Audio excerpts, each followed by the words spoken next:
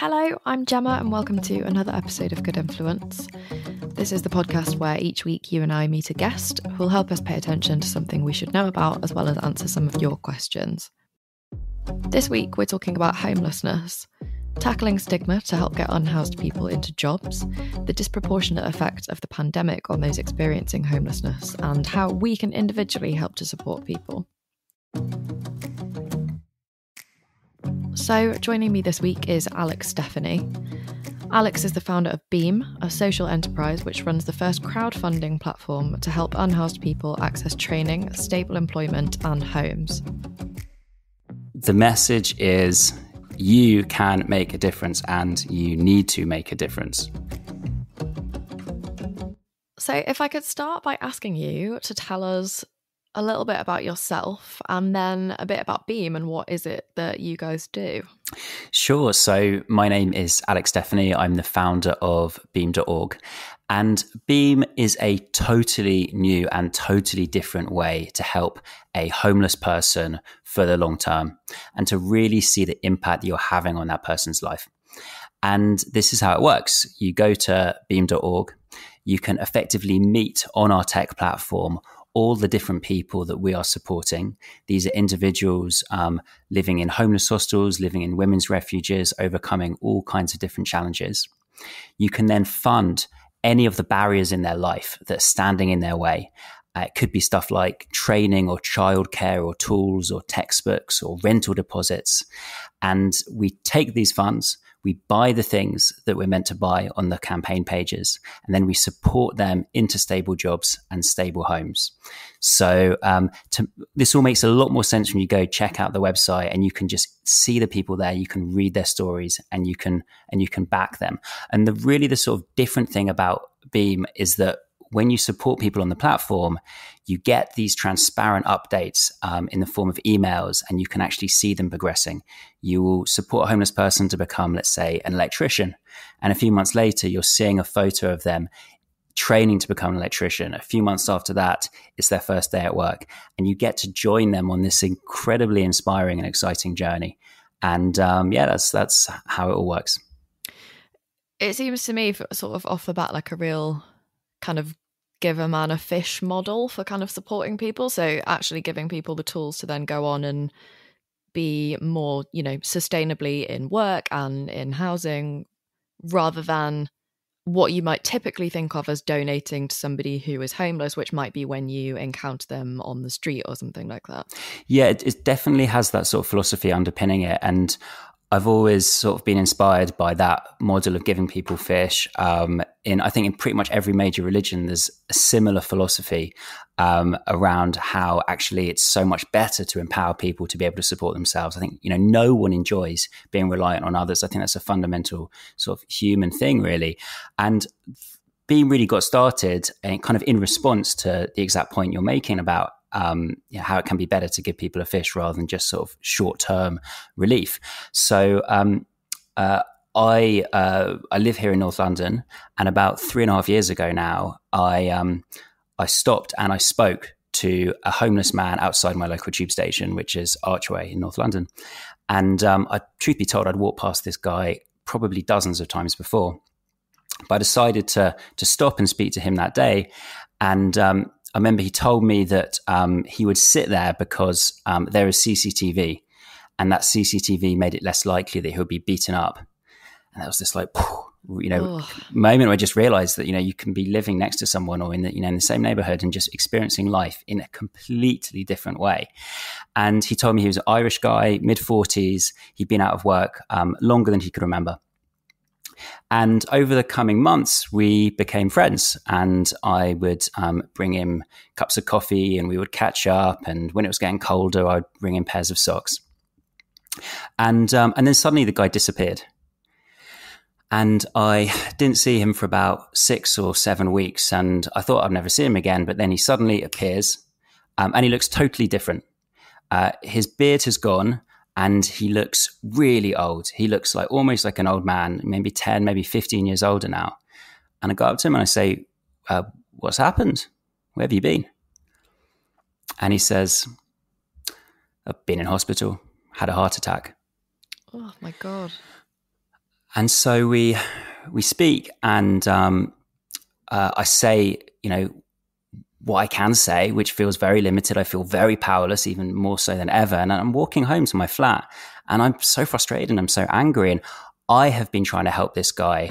Other people have been trying to help this guy. And yet still, he is in a worse position than when I first met him. And I began to ask myself a question, which was, what could I have done? What could I have done to make a real difference to this man's life? And clearly he didn't need another cup of coffee. What he clearly needed was the skills, the support, the training, the confidence to get back into work, to provide for himself so he could buy himself the coffees, the socks, the thousands of other things we all need in our day-to-day lives. And I thought, well, look, that's going to cost more than a Starbucks coffee, but what if we all chip in? What if we can pool our capital, pool our funds, and be really smart about how we use that money and make effectively long-term investments into people? And that's really how Beam works.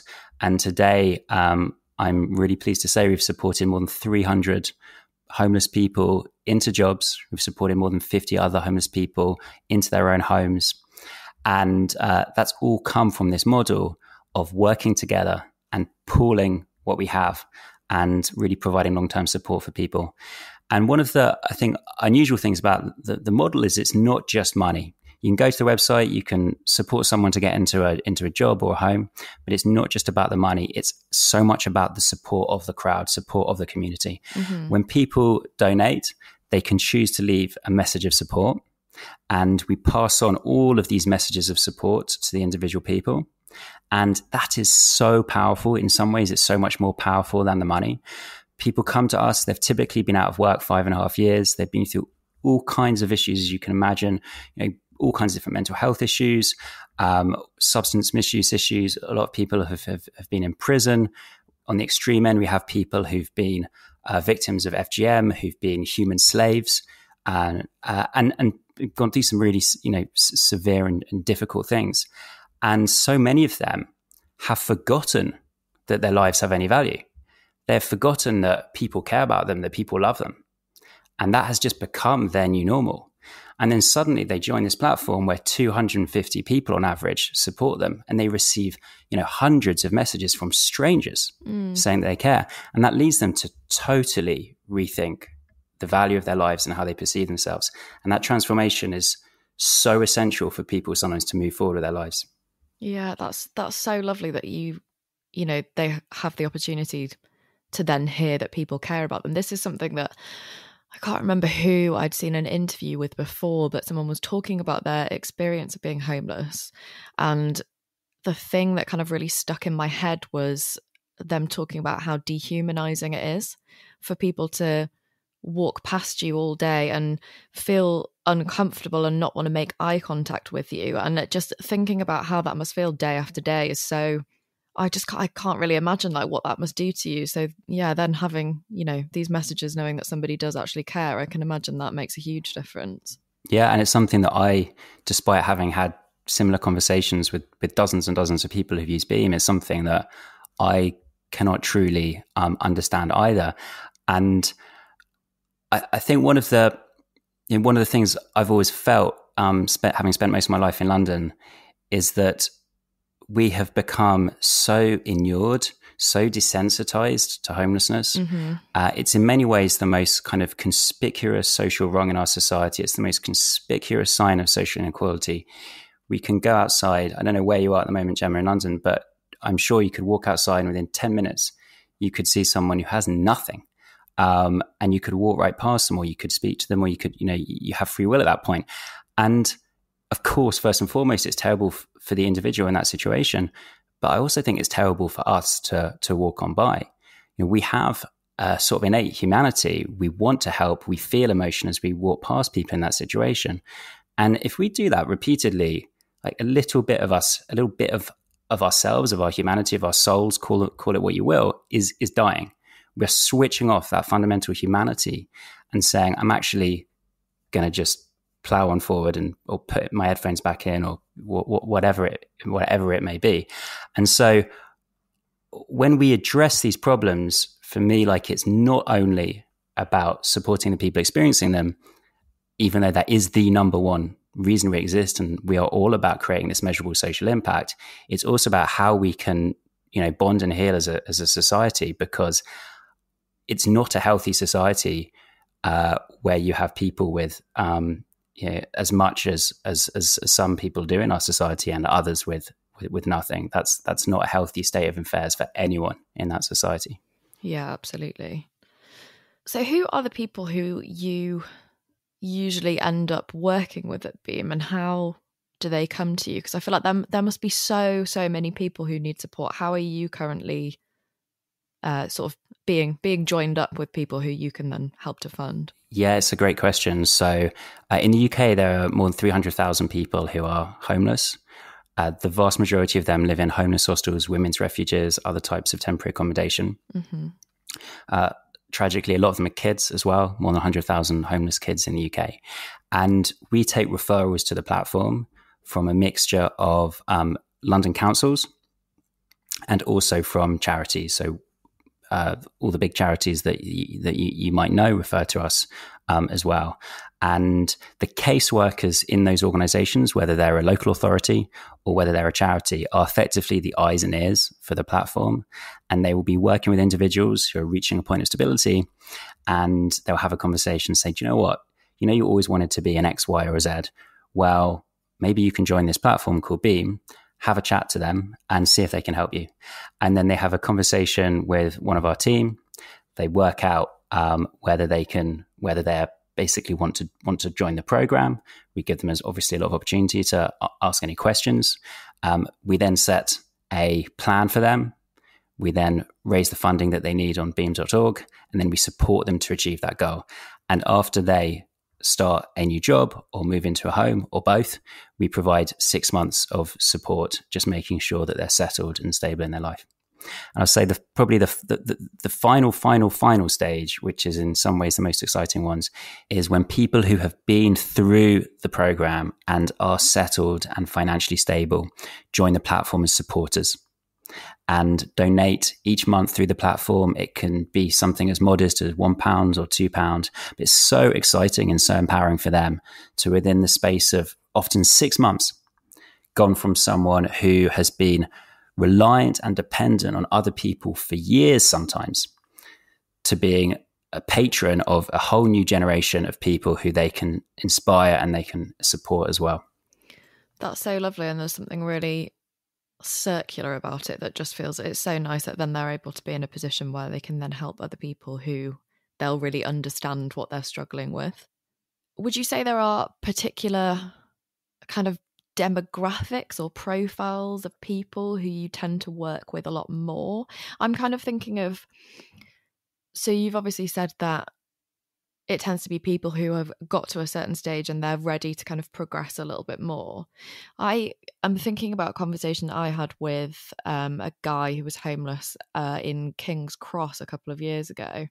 And I can't think where we'd been, but I was with a friend of mine and he was outside McDonald's and we ended up being like, would you like any food? Went and got him some food. And then we ended up having a chat for quite a long time, actually. And he was telling us about how he came to become homeless and about his family, but was also then saying that for him, he felt like he was quite far down the list of somebody who was going to be who would be receiving social housing, for example, because, and understandably because there's different types of danger, but women and children are quite often prioritized, or there's more shelters that are specifically for women and children. Yeah. I don't know if that's how it works or not, but it's always kind of stuck with me. And you think, are these people who then come and work with you because they have a lack of other options? So there are, I guess, some different sort of demographic characteristics of people experiencing homelessness.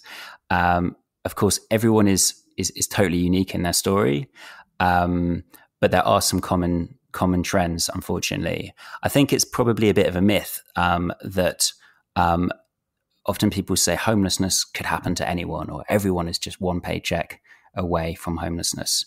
I personally don't agree with that. I'm not one paycheck away from homelessness. And I think in some ways that acts as a bit of a smokescreen to the conversation that we should be having, which is there's real inequality, and some people and some groups are dramatically more likely to become homeless than other people. And when we got started, we were working with charities who were focused on rough sleepers. And we still find about a third of the people using the service have been on the streets. And the people who are experiencing rough sleeping, they tend to be skewed to men for the reason that you just gave, Gemma, which is that on average, men are less likely to be in the priority need category compared to women and children. Now, the majority of the people that we're working with are in homeless hostels, emergency accommodation, women's refuges. They're not on the streets, but they're often in dire housing situations, often a family with young children living in one room with various sanitary issues within that one room. It's really a pretty terrible place to be. But it's better than being on the streets. And these groups are skewed to women and children. So at the moment, there is a skew in terms of the referrals to women. There's also a skew to BAME individuals as well. About 60% of referrals at the moment are BAME. And our job really is to make sure that we are addressing the diversity of the homeless community and making sure that we're helping a diverse group of people as effectively as we can, and that we are responsive to their needs. So, for example, when COVID happened, we suddenly saw this quite scary surge in the number of people needing our support. And we obviously have limited resources. We're a really small organization, much smaller than the homelessness organizations that your listeners are probably aware of. And we had to think, what's the most effective use of our own resources and our time. And so we went out to the group of people that we were working with, and we realized that because so many of them were single mothers with young children, they were really struggling to afford some fundamental things. And the organizations supporting them, whether they're charities or government partners, didn't necessarily have the same nimbleness as us to get the things they needed urgently into their hands. So we repurposed the tech that we built, the crowdfunding tech. We ran crowdfunding campaigns for emergency supplies. And within days, we were getting what we called emergency care packages out to these families. And they included sanitary products, included food. They also included things like educational tools and tablets for the children, because the kids weren't able to continue their education, and there was just a real risk of a kind of divide being created where kids from more middle-class backgrounds were able to continue to learn in a more uninterrupted fashion, and these kids just saw their sort of learning and education ground to a halt because the parents couldn't provide what they needed to in terms of tablets and textbooks and that sort of thing. So our job is just always to be as responsive as possible, getting feedback from the people using Beam. So the homeless individuals themselves, we call them our members, is a huge part of the model as well. So we are constantly getting feedback from them. We send out all kinds of automated messages to make sure that they are constantly telling us how we can do a better job. They're also constantly feeding back on the job that they've started and how well that is working for them. And we want to make sure that we are continuing to provide the best possible opportunities for people. So today, we have begun working with lots of really, really prestigious UK employers. So we work with people like Ocado and Bupa and the NHS and many others. And our job is to continue to work with more companies, because we're also providing a real service and solving a real problem for them. And the problem we solve for them is that they are struggling to hire as diversely as they should be. Mm-hmm. And particularly in the wake of Black Lives Matter, people are aware that companies, to be healthy, well-functioning and effective organizations, just need to be doing more. And at the same time, I think there's a general sense around people in HR teams in companies that they don't really know where to turn. Often there's a lot of goodwill. They want to do more on diversity. And I'm not just talking about ethnic diversity. I'm talking about every type of diversity, sexual diversity, age, socioeconomic diversity and others, they often know they need to do more on all these things, but they don't quite know how to do it. They don't know where to turn to. And so our job is to provide them with diverse talent. And that's through a service that we've launched called Beam Recruit, which is effectively the sort of recruitment arm of Beam.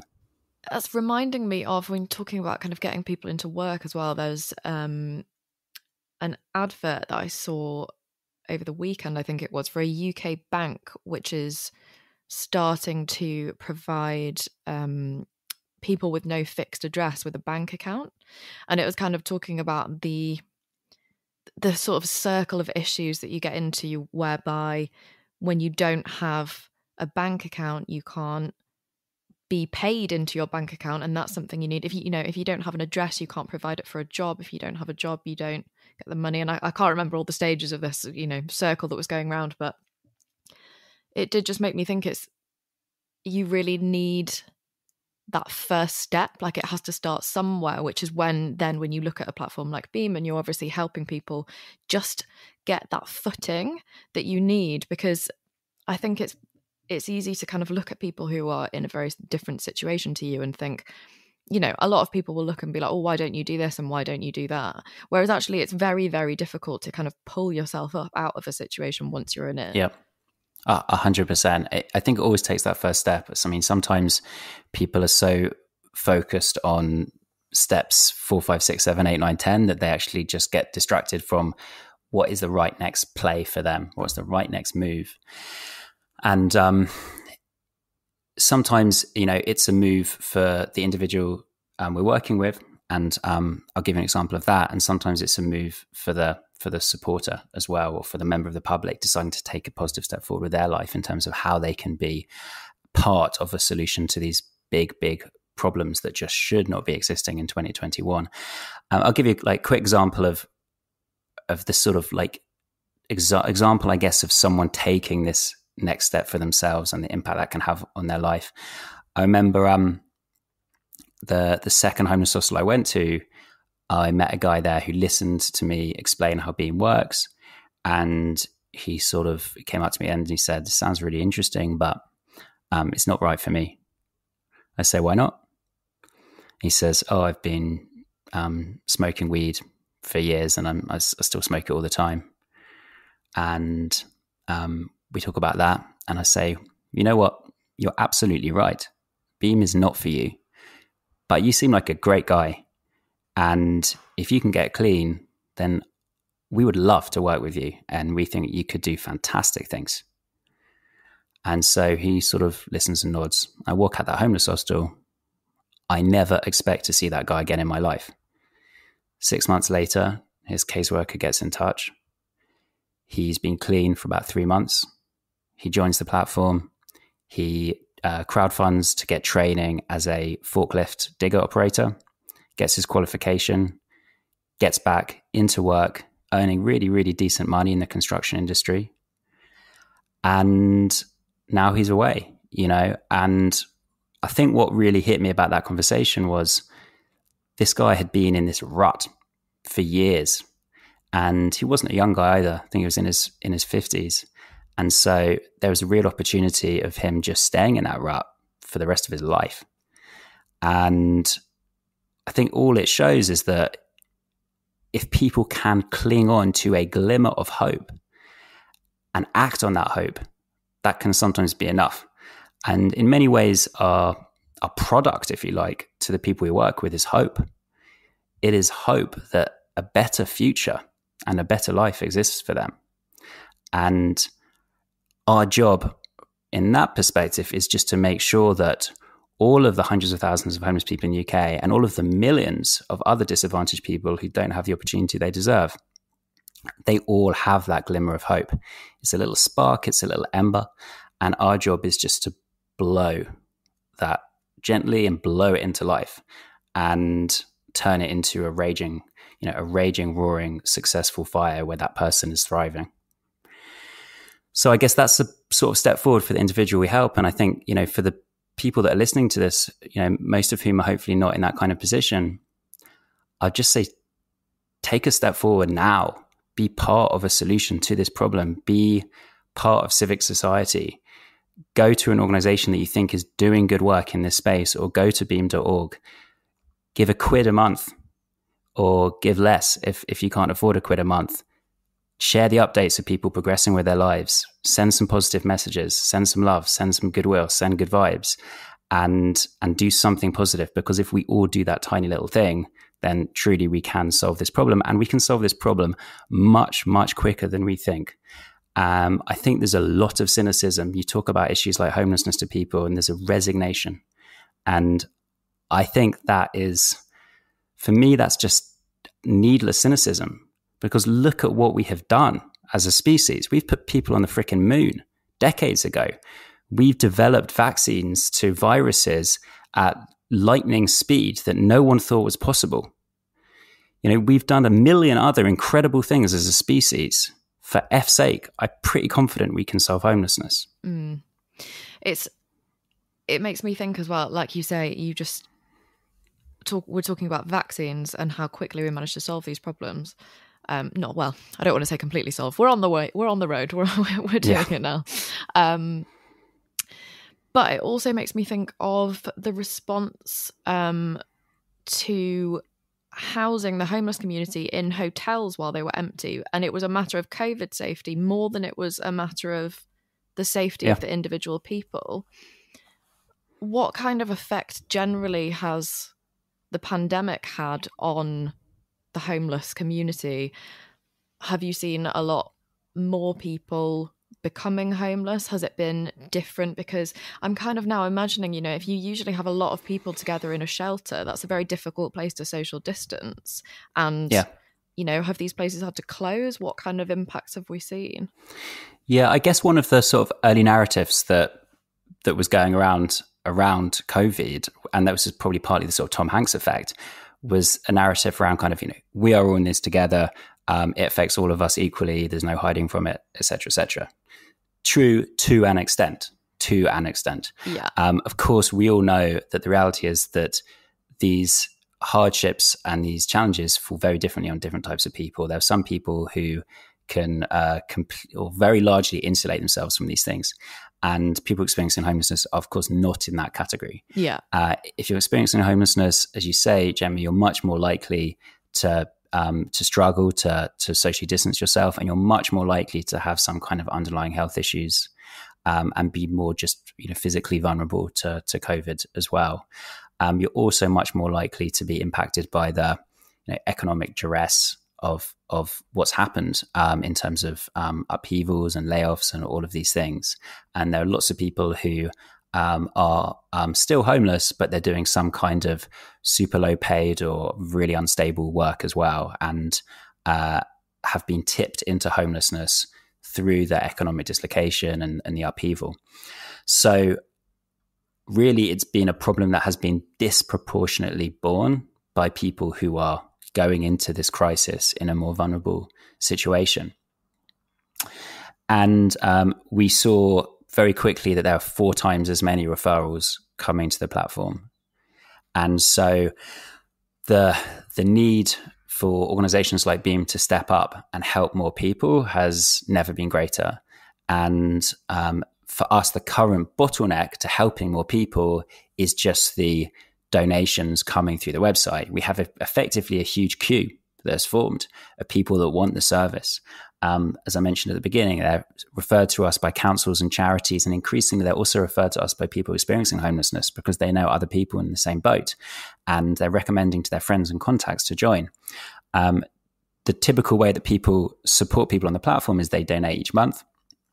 At the moment, a couple of thousand people donate each month through the platform. We think that's a drop in the ocean in terms of the number of people who care about this issue in the UK.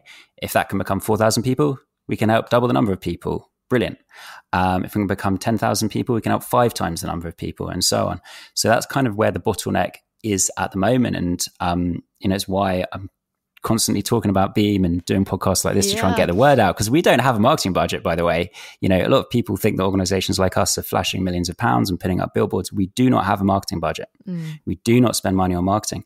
So we are reliant on word of mouth and, conversations and goodwill of people like you inviting me onto your show to help get the word out there. Well, I hope that after today we will have some good influence listeners becoming donators on your platform, because I certainly will be doing that. I hope so too. I have added Beam to the do good section of my website, so if people are looking for opportunities for just little things to do that they can put some good out into the world, then you're on my list now too. Lovely. Thanks so much, Gemma. You're a hero. So actually brings us round really to talking about listeners who have sent in questions, and the most common question I think that I had is from people asking, I think it's quite a common thing that people say that it's not good if you see somebody who is on the street and who is asking for money.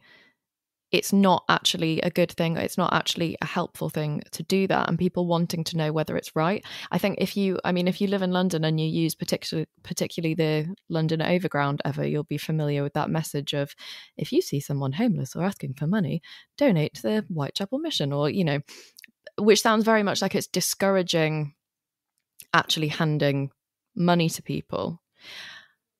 I wonder if you've got any insight on that and whether it is a good or not thing to do, because when you hear people going around and they'll kind of tell you what's going on with them, or say, they'll say, I need money for a hostel or something. And I think it's difficult anyway now because we carry less physical money at the moment. And, pandemic especially, nobody wants to carry cash. It's becoming a more cashless society. There's been less people on the streets.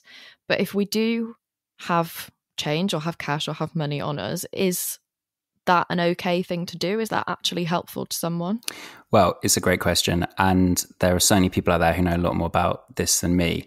Now, the reason why people will often say, do not give cash to individuals on the streets, typically there's a few reasons. There have been reports that it's mostly, or a lot of it would be spent on drugs and alcohol. Of course, the counter argument is, well, it's up to them, and I would if that was I was in their shoes. And another argument against it that people sometimes make is that there are people on the streets who are actually not experiencing homelessness, but they are just professionally begging, if you like, and you don't really know that these individuals need the help that they say they need. Ultimately, I feel like it's up to each individual to make this decision for themselves. But I personally have chosen not to. And one reason I've built Beam is in response to my own personal desire to do something long-term impactful for those individuals. Yeah. If you go back to the story at the beginning, I know that I could have bought that person a coffee, which by the way, I think is asking someone what they want, food or drink. I think for me personally, that's a better thing to do than giving someone some money. Like you were saying before, having a conversation with someone, are you hungry? Are you thirsty? I'm popping into Sainsbury's. Can I pick up something for you? For me, that's a nicer thing to do. Of course, saying hello to someone, engaging with them, making them feel human and alive and valued is an even more important thing to do. But yeah, for me personally, I wanted to really have that level of comfort that I was helping someone in the long term to a better future, and also that they were getting the professional support that they need as well. So that's really how we've built Beam. So we're making sure that when people donate, the cash isn't handed out to the individual. We purchase all of the things that individual needs to progress with their lives. And it could be all kinds of different things that I mentioned earlier, from boots to training courses to childcare. But the other thing they get is that professional one-to-one caseworker who is super well trained and who can work with them on all the different challenges they're facing in their life.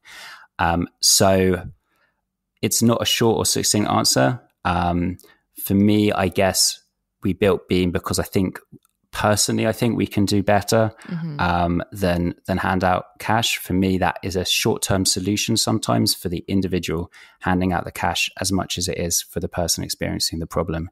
It may make them feel better in the moment. It may make them feel like they are making a contribution to this challenge. And some of the time they will be, some of the time they won't be.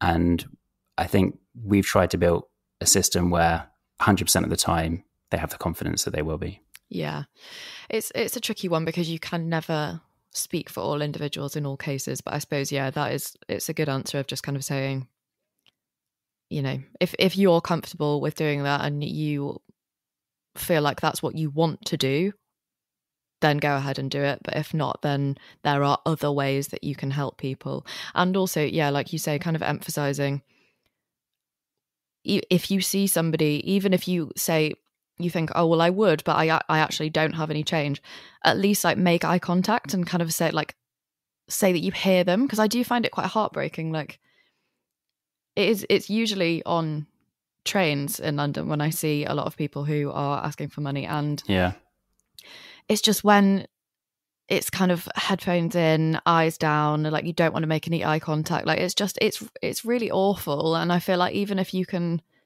you make the decision for yourself whether handing somebody actual cash is something you want to do, but at least, like make eye contact with them, like say, I'm sorry, I don't have any change, or, smile at them. Totally. I think that is, the big takeaway is that human social interaction, which just can be so valuable for people.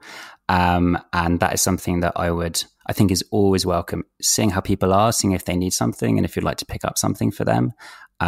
Also always, can be a kind thing to do. I remember one time I was speaking to a lady who was sleeping in a kind of subway tunnel, and I didn't have any cash on me at all, and I wasn't able to give her any money, and I didn't then. But we did speak for about 10 or 15 minutes, and the thing that stayed with me was she said that she got given 50 quid, if I remember correctly, by some drunk person who just kind of came past and just sort of, it was in the city, and probably some, well-paid city person, and got out the money and just gave her 50 quid. Yeah. But she actually said that the conversation she had with me was just, the highlight of the day, way more so than getting that 50 quid, because she didn't feel that there was any real care, authentic care in that person being drunk and just like pulling out a few notes and sort of throwing them at her, figuratively. So yeah, I think that, try and speak to people, even when it can be, a nerve-wracking experience, because, I find it difficult to speak to people I don't know, let alone someone who is, clearly in a difficult situation. I'm quite an introverted person. I'm quite a shy person. And it's not an easy thing to do. So it does take real courage. And that's courage that, fails me often. Yeah, I think, like you say, it's a nice way of doing it. You will quite often see people outside supermarkets or food outlets and things like that. And I think that's a nice way to strike up a conversation as well, by kind of saying, would you like anything? Is there anything I can get you? So that could be a way into it too. For sure. And like with all these things that become easier, right? When you've spoken to, you've struck up third conversation with someone in that situation, the fourth, fifth, sixth, they all become easier. Every week, my guest and I will be answering your questions, and the first one comes in from Amber, who says, homelessness is a cause I'm so passionate about. I used to work in adult education, and specifically homeless and ex-offender education and support. I'd be so interested to know Alex's thoughts on how we can tackle the stigma attached to being homeless, particularly when it comes to education, training, and the workplace. I found that employers in particular were reluctant to take on someone from a homeless background. What a great question, Amber. So thank you for asking.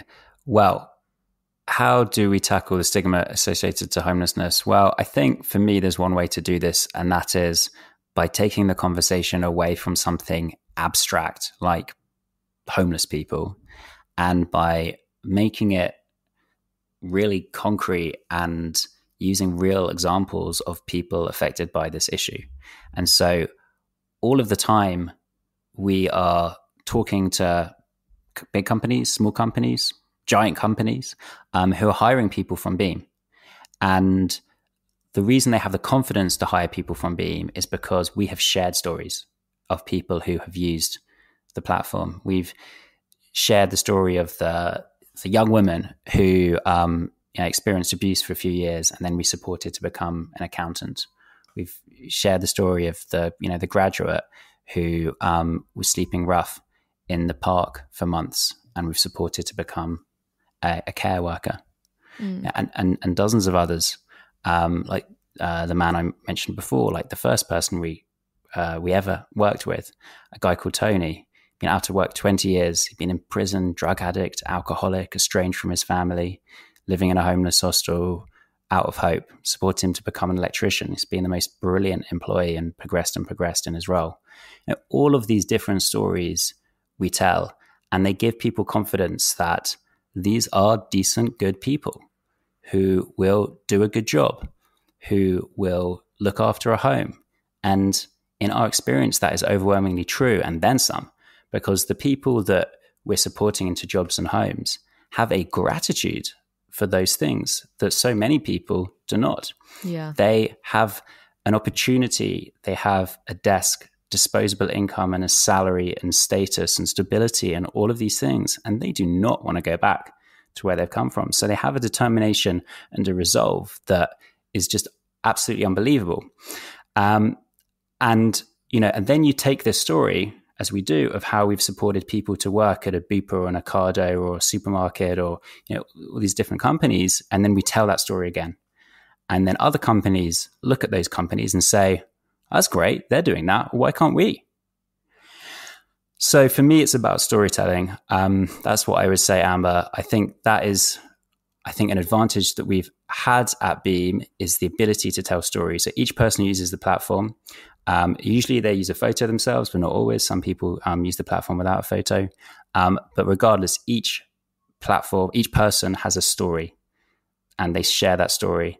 And it's a space for them to talk positively about their experience. And it's a space for other people to pause for a moment, to empathize, and to reconsider the stigmas that exist and their prejudices, conscious and unconscious.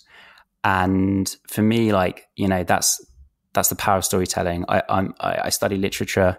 As you saw before, Gemma, I've got like a whole long bookshelves of novels and all kinds of other, dusty crap on my bookshelf. And when I was reading all these things, I just was I never thought there'd be any practical value to all these stories. I just enjoyed them. But as I guess I've got a little bit older and started working in social enterprise, I've realized that storytelling is so powerful, and I'm just a novice. But what I do know is that you can change the world with stories. And I think what we're doing at Beam is hopefully going to be a great example of that. Yeah, that's so lovely. Yeah, I think you're totally right. It is like a lot of things, the way that you, I suppose, tackle stigma is by talking about it more, even though it's maybe a bit uncomfortable to begin with. And that's how you get places. Next question is from Ellie, who says, I'm a part of the LGBTQ plus community. Even though I've never been homeless myself, I know that the rates of homelessness among young members of the community can be quite high. Could you give some information about what to do if you're in that situation, or do you know of any resources that could help? Ellie, thanks so much for that question. It's a really important one. There is sadly quite a strong connection between being LGBT and homelessness. And hopefully in the coming years, we're going to break this connection. It's something we see quite a lot with Beam. I think of one young woman, for example, 28-year-old woman called Karen, became homeless after coming out to her family. She lost her home, she lost her support network. And we worked with her to fund her rental deposit, her first month's rent, and to get her stably into a new home with her dog, who was called Linda. And she was just one of the people that we worked with experiencing that. In terms of where is the best place to go for advice, it will depend a lot on your circumstances. If someone is in Greater London and looking to join Beam, of course, would love a referral for that individual. Then there are also different helplines, for example, one run by Centrepoint. There's also all kinds of different advice on the major national homelessness charities' websites. Stonewall will have advice as well. So it will depend quite a lot, but I would start with a good Google. And one of the things that I've learned is that people in this sector are so keen to help and upfront. And if you get in touch with a charity and they are not the best person to help you because of your specific circumstances, and of course circumstances are hugely varying, then organizations will generally signpost you to a third-party organization that might be better placed. The very, very, very fundamental thing is just ask for help in the first place. Thank you for that. Next question is from Becky, who asks, I'd like to ask specifically about how the programme helps identify and treat mental illnesses that may be a contributing factor to homelessness. Both my brother and his girlfriend suffered homelessness for many years. They both battled addictions that I believe stemmed from untreated and unmonitored mental illnesses, and ultimately the addictions took both of their lives. Our government and medical system failed them. I try now to help out people I meet in the streets, but often wish I could do more to ease the problems that lie deeper inside. So Beam is not what you'd call a wraparound service. We do not provide support to every person on every aspect of their lives. We provide a really focused and effective employment service and a housing service. And then we work with mental health professionals and other professionals to provide the specialist support that individuals using our service would need or may need. So that might mean working with a GP or a mental health worker or a psychiatrist. And really, that's what we found works best. It's when you allow every specialist and every expert to play to their strengths. And that's really how the model has evolved at Beam. And what we're doing also at Beam is to develop more in-house expertise at the same time, and to have specialists who are more focused on working with different types of people or different communities or different challenges. But we will never have the expertise into a complex mental health issue that a consultant psychiatrist will have, and we don't seek to do their job or replace them. So it's really about working hand in hand with the experts and forming a wraparound support service with all the other professionals that are best placed to support higher needs individuals. Yeah, totally. So your position would kind of be to help call in those professionals when they're needed and help people access those services rather than obviously providing them. Yes, so we'll do a risk assessment on each individual when they join the platform. Every person who joins, we assess and understand issues like mental health. And so we educate ourselves about the individual and work with them to understand their risks before they join the platform. And let's suppose someone does have some serious mental health issues, but their mental health advisor or specialist considers this to be the right thing for them, then they'll very much stay in the loop and we'll all work together to get the outcome for that person. And I think in terms of mental health, I mean, one of the things that we found and that there's a lot of evidence for is that getting people into the right role for them is hugely conducive to their mental health. People being out of work for a very long period of time or people being in the wrong job can be really harmful to mental health, which is why it's so important that we are very, very personalized in terms of what we support that person to achieve and what their goal is. It could be hugely varied. We've supported people into, I think, more than 60 different pathways. It's everything from gardening and plumbing to caring and accountancy and lorry driving and 50 something other things. And it's really exciting for people because, often at that point in their life, they've not been given many opportunities, or the opportunities they have been given have been very, very limited. They've been sometimes pretty shitty jobs with really shitty money. And understandably, it's not appeared to them as an avenue that will materially improve their life or their mental health. And actually we'll sit down with them and we'll think about their strengths and think about their ambitions and aspirations and start sometimes with a pretty blank piece of paper and say, well, what's the right thing for you? And so that's why we have such a diversity of different pathways that we've supported people into. And I've seen that in my own life. I'm not comparing myself to the people we support, but, I've done jobs that have not been for me and have been really not good for my mental health. And I've done things that have been well matched to me and have had a really positive impact on my mental health. And I think that's the same for everyone. Yeah, so very, very individual. And also it's not just about shoehorning somebody into a job to say that you've got them a job. It's about really finding out what they want to do and what's going to make them happy long term. Absolutely. I hope that was helpful, Becky, for specifically how Beam works to do with mental health. Last question, which is maybe quite a complicated question.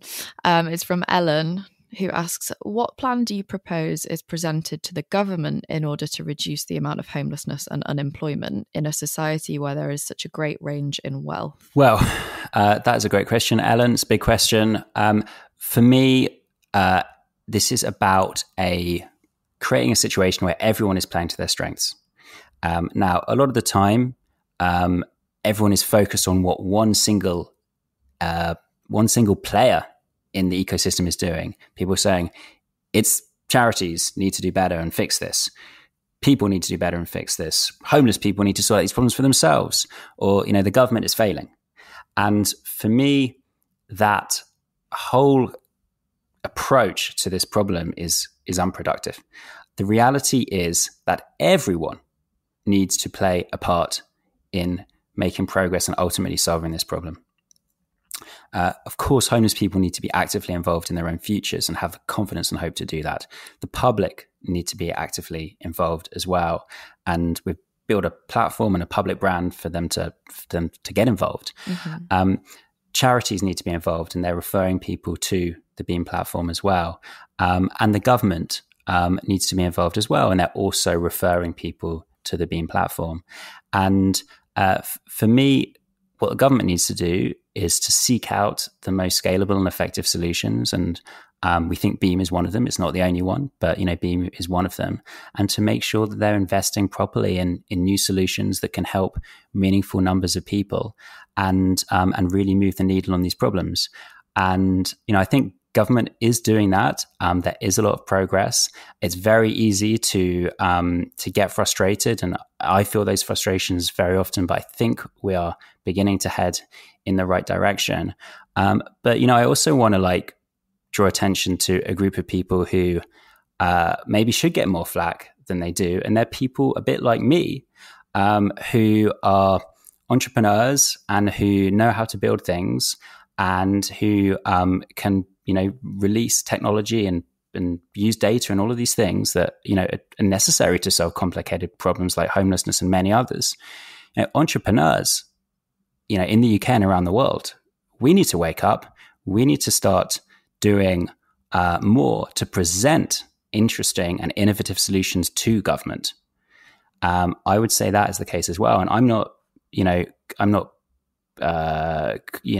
including myself in that group because it's only relatively recently in my career that I've been working on social impact. It's the minority of my career. I spent a lot of time doing things that had nothing to do with social impact. But I would love to see entrepreneurs come together, step up, and start building new services that government can use to sort of turn the tide on these problems. Because government's great at lots of things. Government's very good at collecting taxes, but when it comes to social innovation, which is often about building technology cheaply, quickly, that's not what government has or has ever pretended to be great at.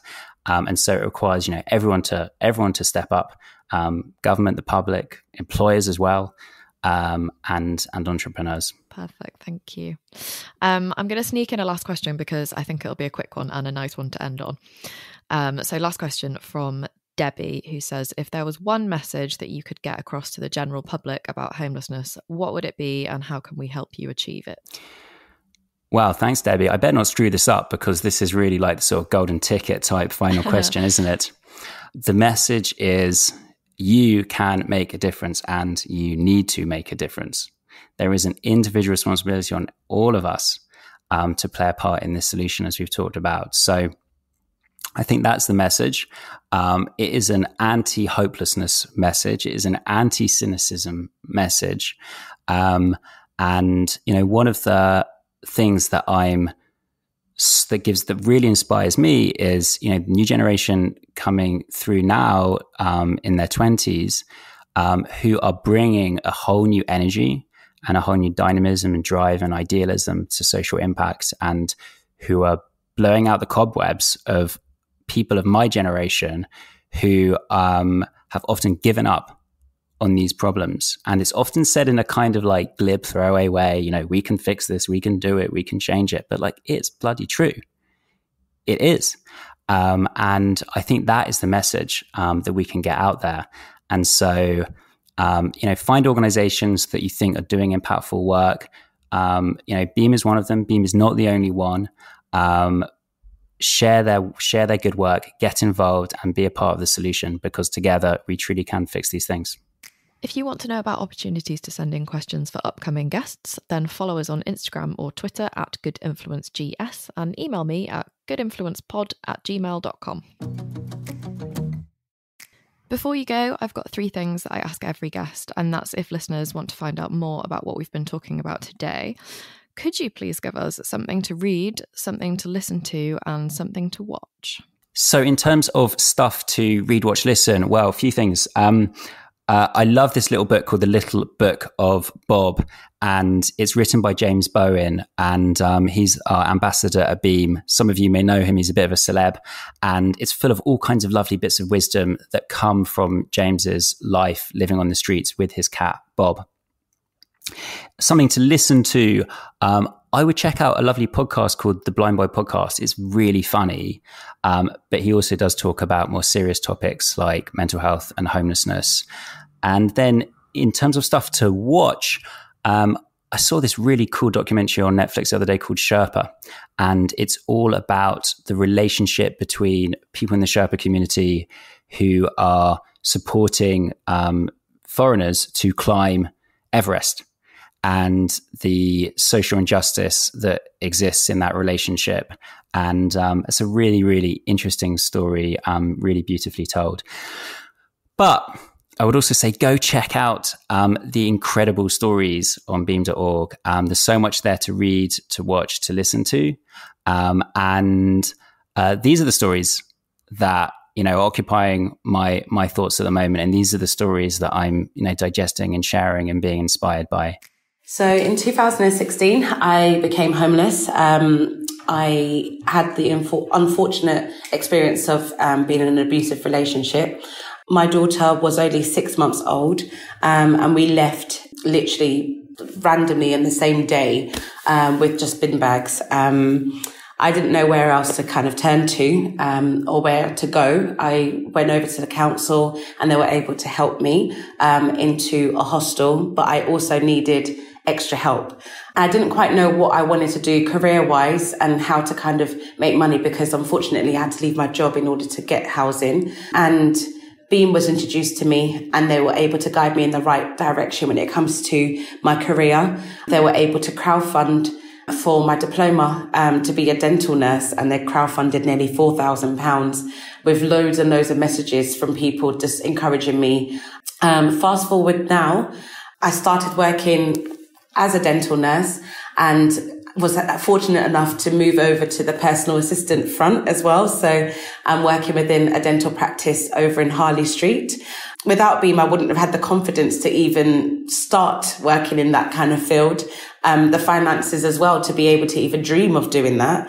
But now it's become a really good dream of mine to help other people in that situation. And I've been able to use the skill sets that I've learned from being a personal assistant / dental nurse to be able to help lots of other people in this situation, by being caring and understanding and helping them with their mental health and everything. So I was able to start a charity called A Hand to Guide, which is a 24-hour buddy service for victims of domestic abuse and homeless people as well.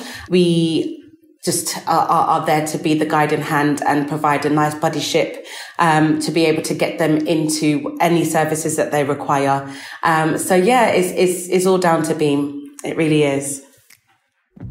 Thank you for listening, and thank you to Alex for joining me.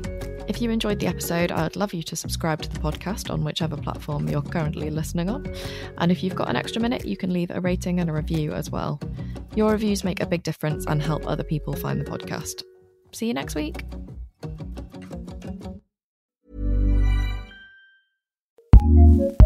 Acast powers some of the world's best podcasts. Here's a show we recommend. I'm Ned Fulmer. And I'm Ariel. We're from The Try Guys, and we have a new podcast called Baby Steps. It's an irreverent parenting podcast because parenting is not perfect. We just had a newborn, baby Finn. I got pooped on. Ariel has pink eye. I don't have pink eye. We talk to some experts. We even bring you 4 a.m. thoughts from our garden. Oh my gosh, it's literally 4 a.m. Just to go back here, I thought I got poop in my eye. Yeah. And that causes pink eye. Parenting is a mess. We're a mess. You're a mess. Join us every Sunday. Listen to Baby Steps on Acast or wherever you get your podcasts. Acast recommends.